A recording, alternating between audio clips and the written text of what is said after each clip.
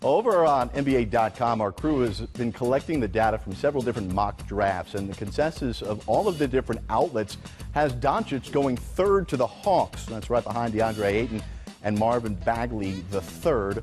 So Smitty has come back in studio here, and you've been looking at the tape of Doncic. There's a lot unknown. He's been playing in the second best league in the world and thriving. What have you picked up on the tape that you think NBA fans should know about? Well, we'll get a chance to see what he can do, the positives. And always we're going to break down the strengths and the weaknesses. I got a chance to see him when he was 16 playing against the Celtics over in Spain.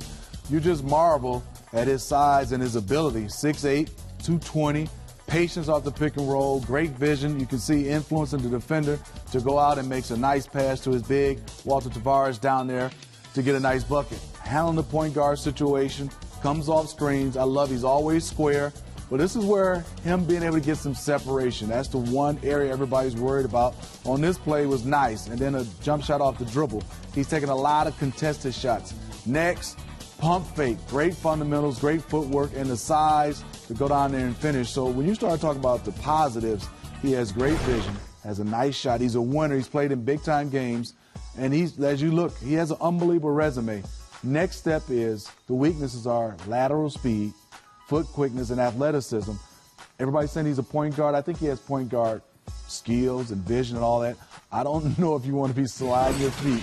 Lack of lateral speed on all the type of pick and rolls. I think he'll be a great small forward because he's strong enough to be able to rebound. You can see the toughness from him. He can shoot the basketball, and you have another ball handler. Say you have a dominant point guard. You have a guy that small forward position that can make plays like your point guard. I think that'll be the true position for Luka Doncic. Slovenian sensation. And Doncic is on fire from three. We've never seen a prospect at his age accomplish what he has. It's an amazing city, you know. It's always sunny and good weather and nice people, nice places, so it's very nice to be here. I play a lot of video games with my friends, some coffee, you know. Sometimes we go to cinema, play bowling. It was tough, you know, because when I was younger, I only eat pasta and hamburgers. So I didn't like any food. But now I'm okay. Come on, it's amazing, yeah. Now I'm okay. I just like Tiger. So maybe if I go to the United States, I will buy it, like Mike Tyson.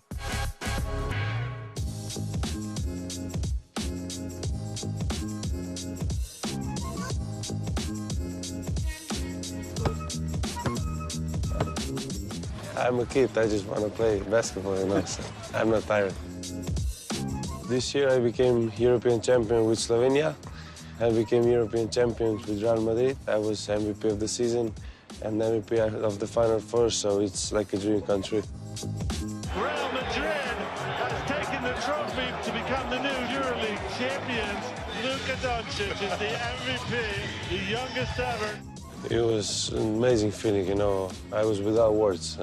We have a rough season with all the injuries, but we played like a team and we did it. I think not much people believed in us in the finals, so I think it's more special because of that.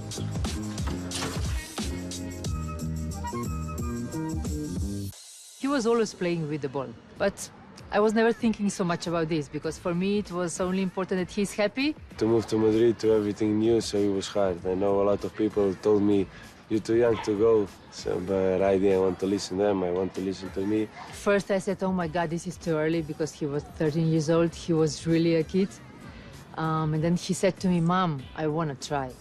And Mama was very important, you know, to be here with me. Everything new, you need to have a person to stay with you, to help you. If you go away from home with 13 years old, you become very mature. So this helped him to develop in basketball too, of course. Doncic, 6'6", 195, just 16 years old. We played, first of all, against Boston Celtics. Then next year we played against OKC here in Madrid. I was 16 years old playing against some of the best players in the world, Russell Westbrook, so I was, you know, a little bit scared. It was just amazing to be on the court with them. Doncic, youngest ever to play for Real Madrid. The NBA is the best league in the world, you know. You have amazing players, amazing coaches. It's just another world, you know. Of course, it's exciting. To play against these players or with them will be amazing. My favorite is LeBron, the way he rebounds, passes, scores. He can play a lot of position. I can play a lot of position, but to be like LeBron, I'll need to work much harder. You can improve everything. Every time, every day you can improve, but especially my physical condition and my shot.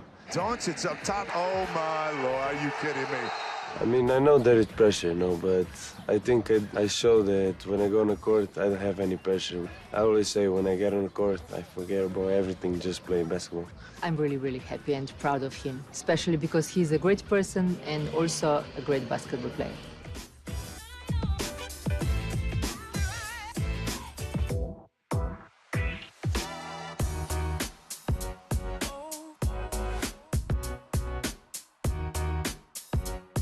What I remember the most is how happy you were whenever you came from school.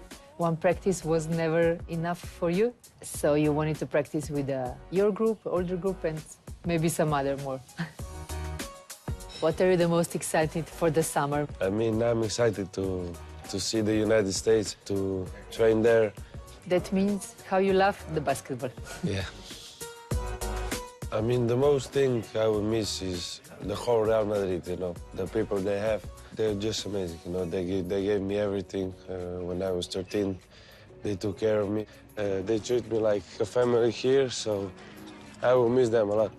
Everything is new. It's exciting, and I'm very happy to be in this position. The youngster smells it out. Oh, no, he didn't. My Lord. Look at Luka.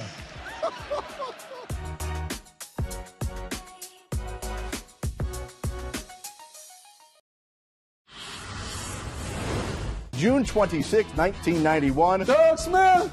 With the Steve fifth pick Smith. of the NBA draft, the Miami Heat selected Steve Smith.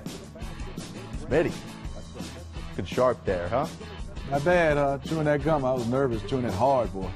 Such a unique night. What's it like out there sitting at the Garden not knowing where you'd be picked?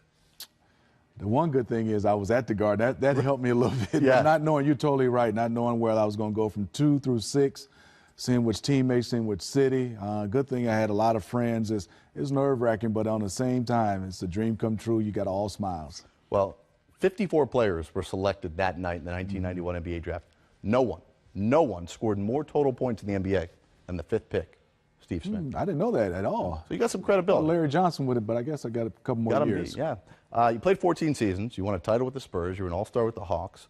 So looking back, what advice, if you could go back to 91, what advice would Smitty today, the wily veteran, tell that young guy there about what's ahead and what he needs to be ready for in the NBA? You're right, Jared. I love to break down. Start off first, my number one topic will be communication with teammates. And the reason why is get a chance to talk to the teammates, talk to the coaching staff to get a head start. I had, I would say, a cheat sheet.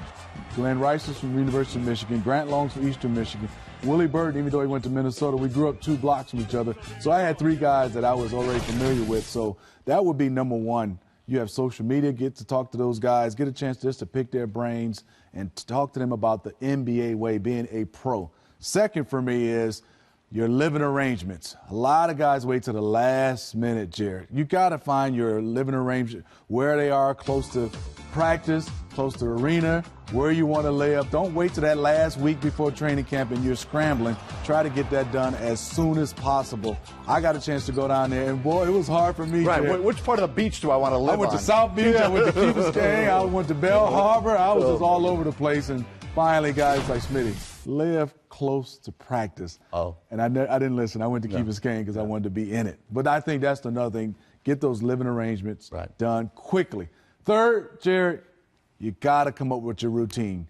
Your workout routine before games every day, your workout routine for shoot around, your workout routine in the summer. Start to work on that. Yes, right now for next summer, who you're working out with, where you're working out at, who you want to be around, and that's going to be huge. And then you got to start talking to older guys about what do you do on game days. A lot of guys are lost. You see guys, rookies roaming the malls, roaming around and not understanding how to get ready for NBA basketball through the season, on game days, and off season. So that's huge. Fourth now is that we all still got to do tip-top shape. And I'm just not talking about physically, mentally as well. You got to find a way to get your rest. You got to get in tip-top shape. No matter how good a shape you're in, Jared, the strength and the pace in the 82 games, it caught up with me. That rookie wall is real, Jared. I hit it real hard in January. Southeast flu, huh? No, it's just a rookie wall. It might have had some sunshine to do with it down there in Miami.